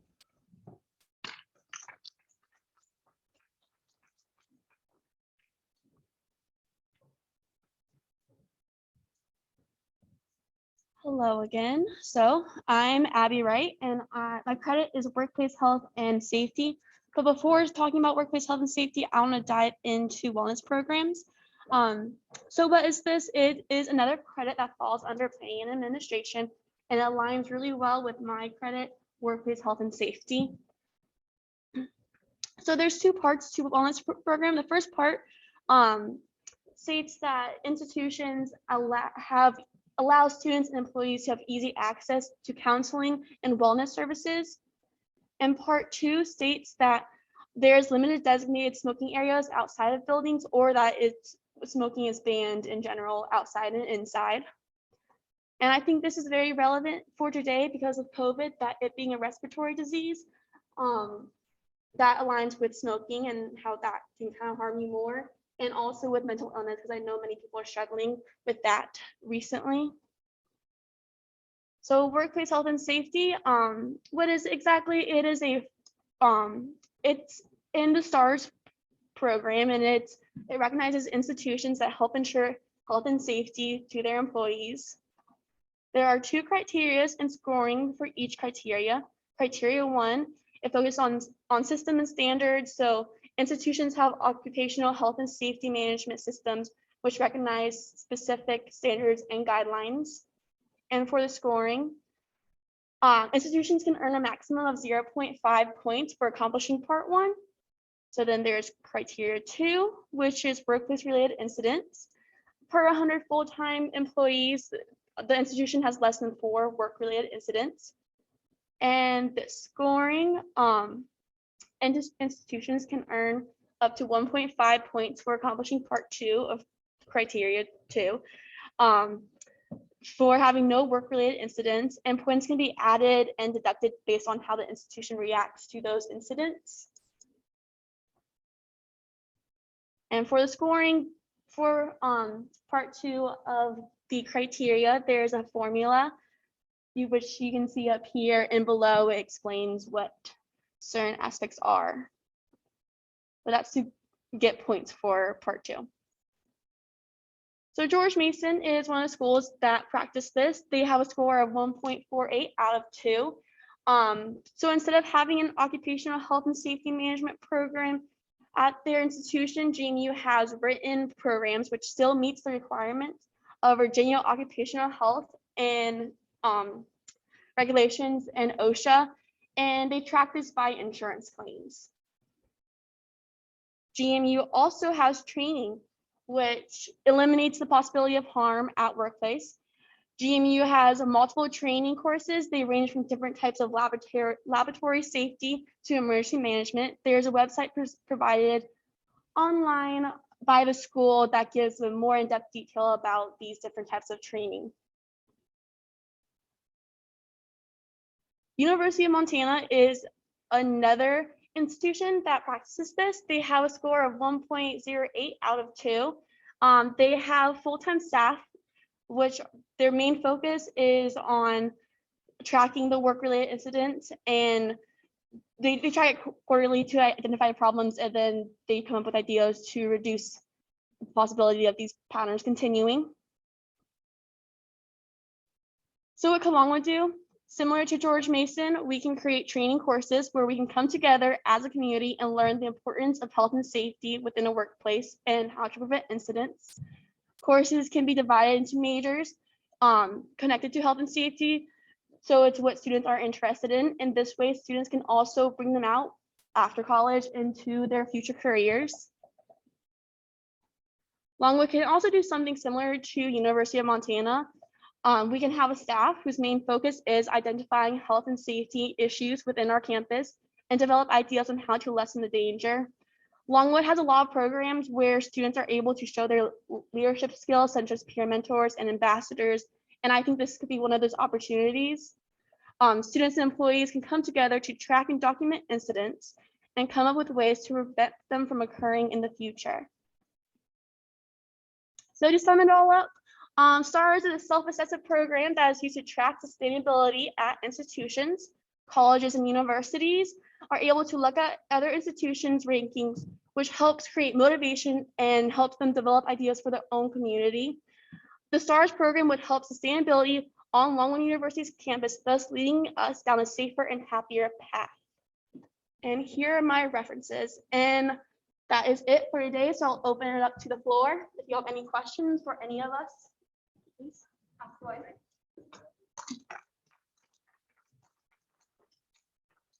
Anybody has any questions or recommendations on how to move forward any of the items that were presented on today? Yeah, we'd like to hear your ideas. Yes, sir. So I didn't really know much or anything really at all about STARS, this whole assessment program before joining this presentation today. So great job, everybody. Feel thoroughly informed now, but I do have a question. So I'm not clear, is Longwood a part of STARS, or is it something that they would have to join it? I mean, how do you get started? So from the knowledge that I gained from the actual the knowledge that I have gained from doing the research specifically is there's a subscription. So you can start your subscription, and your free one is just subscribing and giving all the information you can that your campus is already doing without looking into what STARS really has and how to get accredited by it. So I do believe that Longwood has our basic subscription, and we're just being recognized by STARS for starting those initiatives and trying to achieve and make long-term goals. And then as we grow, we'll pay a subscription to then get recognized and get that final score. So. Right? Yeah, make it for President STARS. You know, Longwood pays to be a member of ASHE. We have consistently since I believe 2008, 2009. So that gives us access to all the resources of that organization. There's a reporter phase of STARS where you can submit it, and it basically posts you on the website, shows how you compare to other schools. But you have to pay something. I don't even know how much it is. Anybody ever happen to email? I don't think it said how much it was, Yeah. but depending on your subscription, depends on like how high you can get on that ranking. We talked about gold standard, silver standard, bronze, and you have to pay a certain amount, even if you complete those to the point space. Your subscription kind of determines where you get. I don't think it's a very high amount. So at a current level now, could Longwood decide to pick one of these areas and say we'd like to go up the ranking of that? Or do we have to increase their subscription level? It's, you would do the entire scoring of the 16 credits. Whether you do the reporter version, which just means you're posted on the website compared to the other schools, but you don't receive an official rank, bronze, silver, gold, platinum, or a paid version, which just give you that official. They basically tell you you met the criteria. Whether the reporter version gives you a way to begin the process without committing having to value. So it sounds like almost like an all or nothing kind of thing. Everything, you can't just kind of piecemeal and say, okay, we polished it off and then planning and policy, and then we'll move forward on academic credit at another time. Great question. I think a lot of schools take their time completing an entire star. So, yeah, I talked about this much in the class, but we will in the final weeks, which is, future sections of this course, maybe in a semester, all that course we're trying to do is collect all the information for the academic section. And then kind of complete that and say, okay, great, which one do we want to take on next? And then that way, focus your resources. Can I ask one more question? You can ask. Just one more question. So, my name is not W. Taylor before. So, I'm not the president of Longwood University. So I'm just the dean of the library. So, what would you all recommend? I mean, so I'm just in charge of one single building within the, the big organization of Longwood. What? Yes, arguably the most important. Cool. Absolutely. The rich, creamy middle of the Longwood tweet. But what would you all recommend that I could do as the overlord of just one small piece of Longwood to kind of move in a more sustainable direction? So there's a lot of things on the start website you can see what other schools are doing. You can compare like years of in-person and your own small institutions to what other schools are doing today, and see what the food on and there's just really a lot of things that see what other specific examples you guys can share that maybe exist within your credit, or either within your credit or within your category. We can talk about a lot of like states. A lot of students that use the library, obviously they have the student there. Arma doesn't really have a great system of recycling. It's not good. Making sure that all the students that students a lot of it, so they recycle on these And I think going off that too, a big thing about Longwood is printing. How can we reduce multiple pages printed? How can we reduce print papers just getting wasted? I know we have paper only recycling there, but our students actively using it, I think they multiple times. And then just like wasted.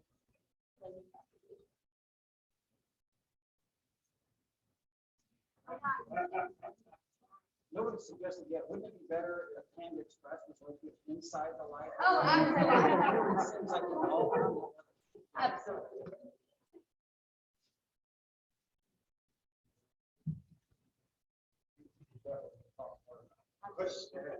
It'll be on the final. Yeah, it's good. We'll get back. As you saw, STARS is pretty complex, right? We had an option. We could either look at each category broadly and get kind of get an understanding of the whole category, or we decided we could look at individual credits and leave them. I think it's many of the credits and stores we didn't even address. Waste diversion. Does anything else pop out as being uniquely specific to either the library or just other departments? If somebody else were to come to us and say, hey, what can I do? Where do you guys see your credit? Or something you could or should do?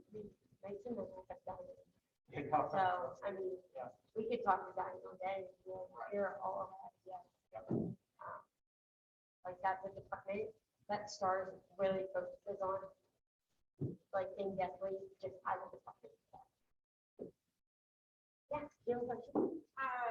Even though it's question, maybe Okay. comment, but I think it's very interesting how small changes make such a big difference. And so in my mind, I'm over in Falls, and all I ever wanted to have that for a long time was a refillable water station, right? And the fact that we have one now, it's the glorious thing ever. And it's such a small change, but I love seeing the little dial that says how many bottles are saved, because I have a serious water refill problem, right? Like I love me some water. And so you just pick up and think, we're saving all of these plastic bottles that otherwise you would think twice about them, and whether you recycle them or not, you're using them. So I love that small thing. And I think that just hearing all of your presentations, what small piece can we take wherever we are. I might want to elaborate on what we do with bottles. Denny's definitely. Can we show them the map?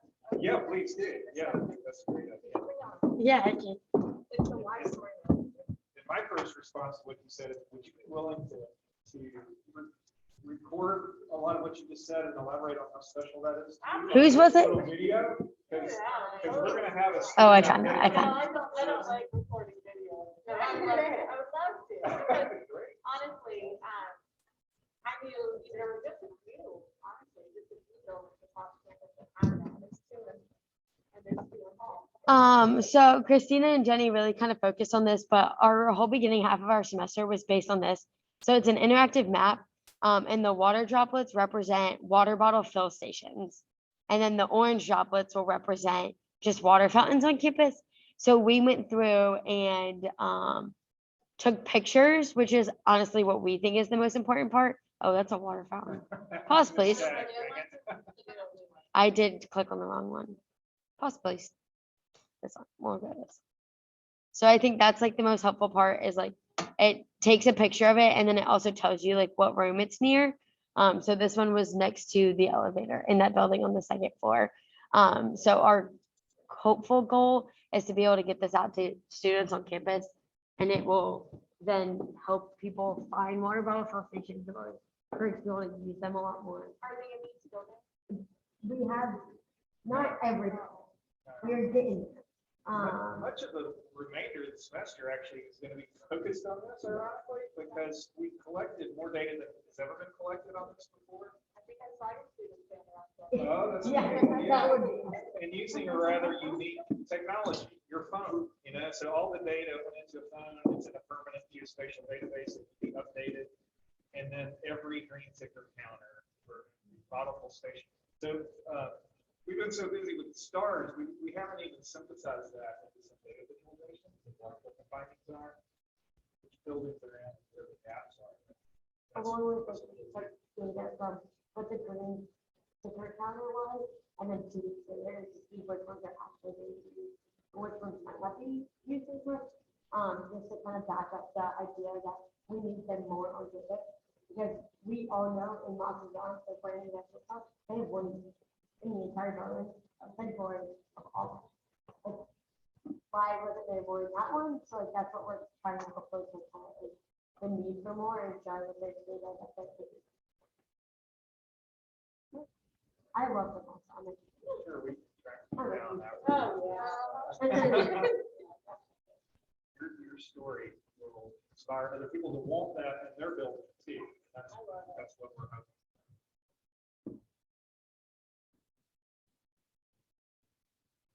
Is there anything y'all want to ask from the audience? what do y'all feel like you see the hard work pay off? I think we should be super proud of ourselves. Like I personally worked my butt off. Yeah. So refreshing. Feel like we did it. Yeah. Not only know we did it, but Yeah. yes. We just set the foundation for it. Now it's going to be different. But this is a QR code. If you came in at the end, it just has a link to all of our story maps. So if you wanted to look at all of them in depth, a little more in depthly, definitely feel free to. And we all had a story map, so it has a link to every single one of them, which could be helpful to look back at. Yes, thank you. Like the sound of a champagne bottle. I know. Honestly, I'm really excited to go back to this second meeting and get some more food. They were really hyping it up and they were like, yeah, this is a mom moment. Come eat your food. I'm going to be like, yeah, I'm protein. I need free food. Anybody have anything else they want to add? Well, everybody's so relieved. Aren't there like 2 weeks left? Yeah, but this is the biggest This thing. was, yeah, this was like. This is pretty good. Things we have left.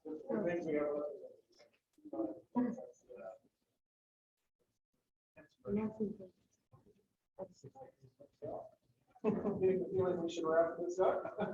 Thank you so much.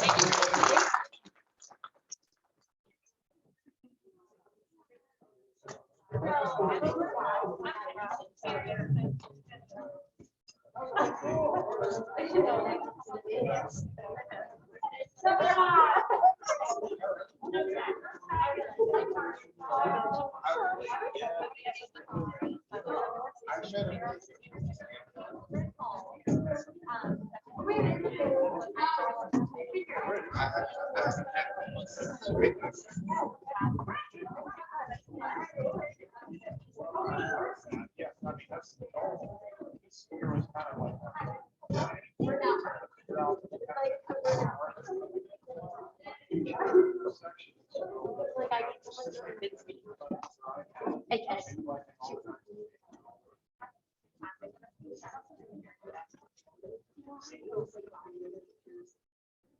Yeah. Yes. Yeah, determinants of things like all this data.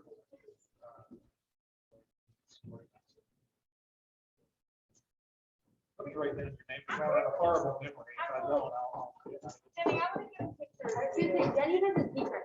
You got a relative, huh? Yes. Well, and I got some up with a student. So I bolted over here as soon as I could, and I tucked in the back. And I just missed everybody taking pictures. Courtney and Ryan were doing it. Yeah. So I snuck in, and then I was like, oh, my God, so I'm gonna take a big picture. Yeah, just go up there and act like you're presenting. I'll flip your whole thing. Look, we can pull it up. Oh my God, no. Here, well, Oh, we're like an hour and a half. yeah, I just paused it. Okay. Where is yours? So I did the story map one, but I might need the immersive. Oh, you're in the first group. Hold on. Let me just go here. Dang. I mean, I rolled it like. Oh. You'll have it. Okay. His little things. Okay, come stand up here. Act like you just presented.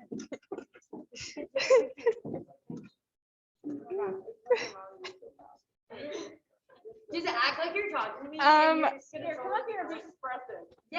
Expressive. I don't know what expressive is. Yay. Look at you go.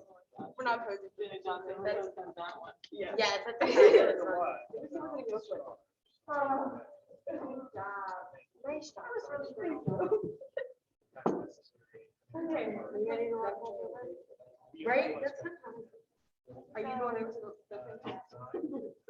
Yes, there's great. Heavy. Yes, that's good. That's like you said. Yeah. I don't think so.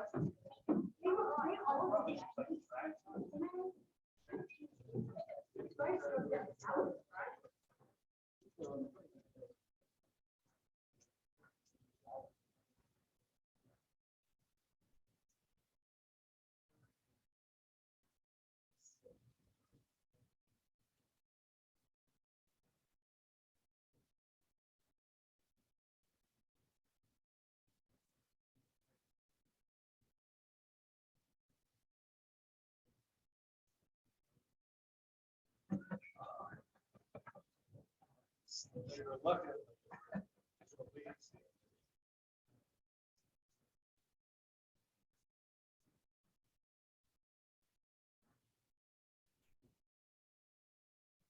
I mean, I'll say this, like this building's cool, but you know, so they basically just say, so tell us.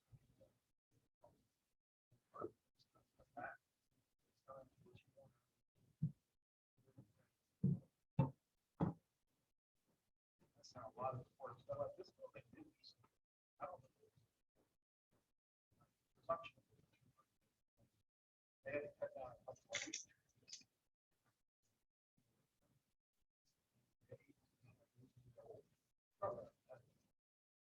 Well, the floors actually came from that. So that was like in the whole Symposium. So, yeah. That, somebody.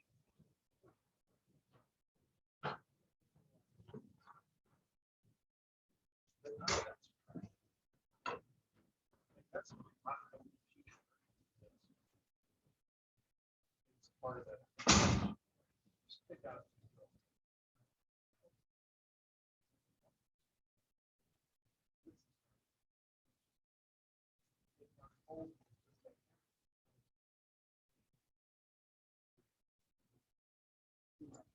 So the government.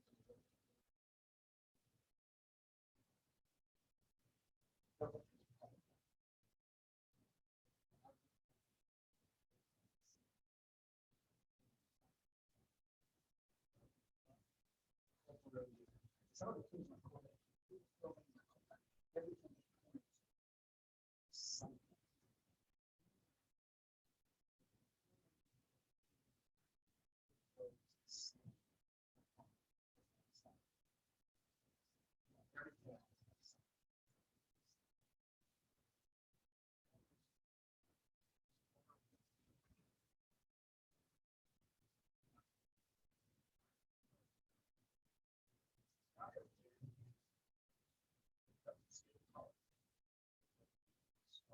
Several nonprofit farms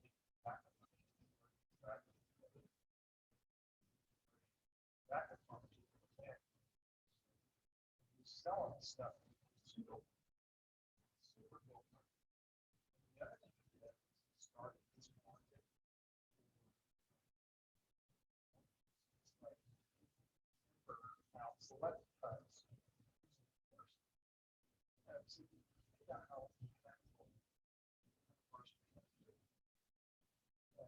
That's what sustainable way is.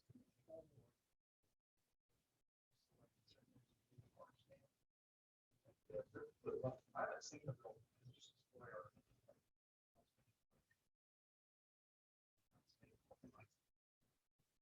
The floors of their local library are types of trees in a local forest, a timber forest, that's what they call it, right? It's still standing, the forest is intact and beautiful. And we walk up its floors and ash, black walnut, everything.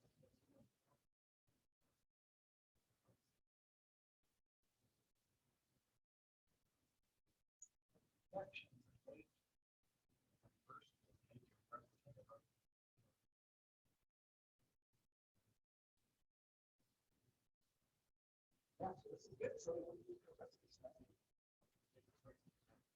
it's just about it really they start, you know, new classes. I think so you're coming in, they don't know people. So just getting basics of that's the sign. Well, I had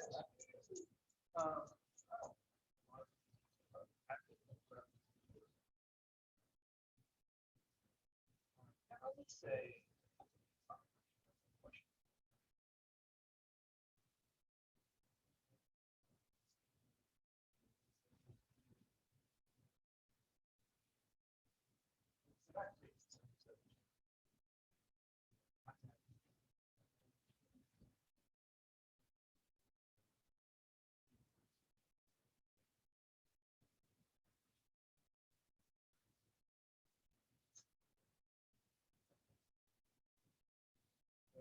the limit is now, this is created.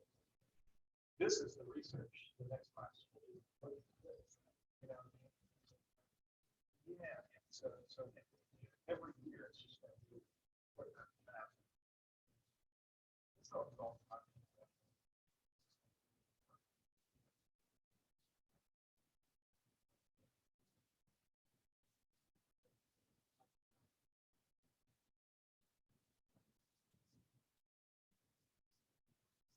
And documents, they talk about that. What happened? Nobody mentioned. Nobody mentioned.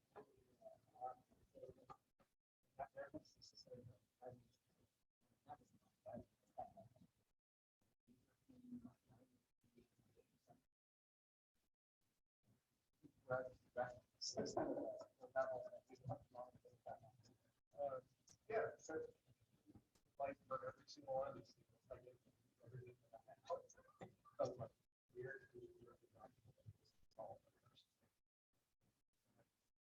but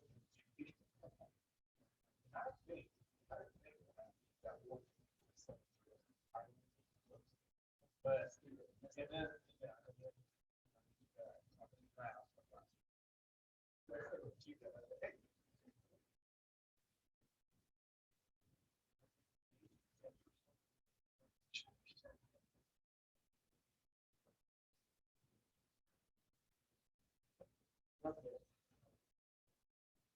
yeah, this is a semester.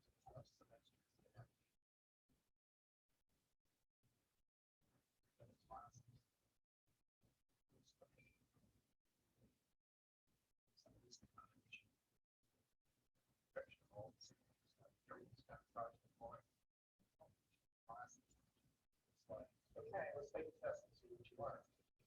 It's all skills based, you know, what did you learn how to apply it? That's just act like curriculum.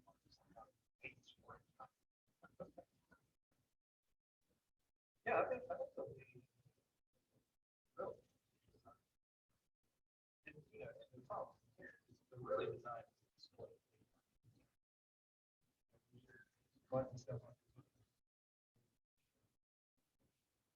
Started with running itself. A lot of information. Week after that, we did data visualization. So once you have to take that, you have to turn it very little back. Part of it.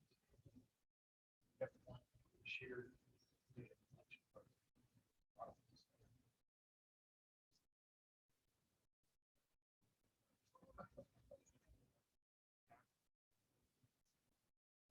I still hope.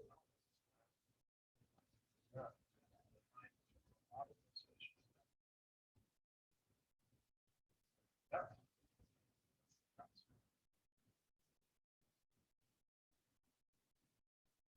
So those you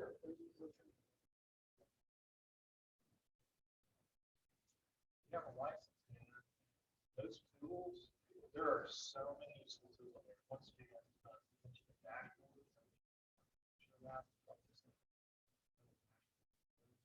really, we got several buildings now. It's collecting real-time data on energy, real-time data on water. So, I hope we could get some of that this year.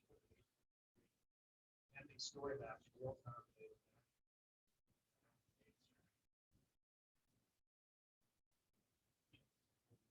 How they collected the data.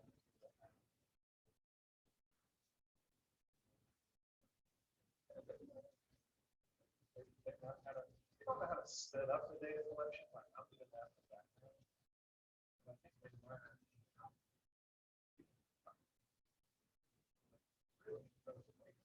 Really useful to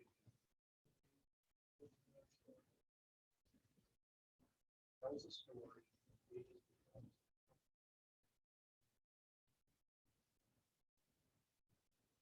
I think in the semester you can learn enough about it to get sometimes.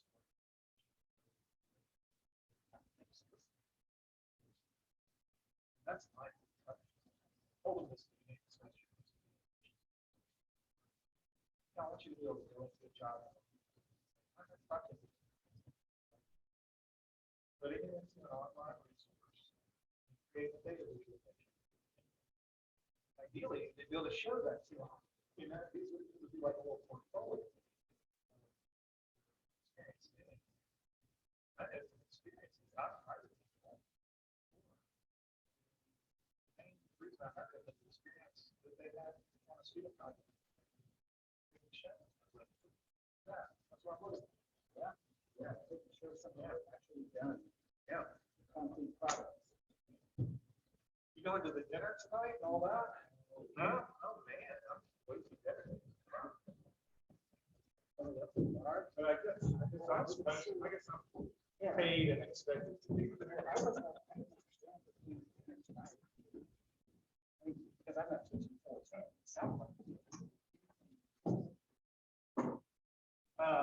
Maybe.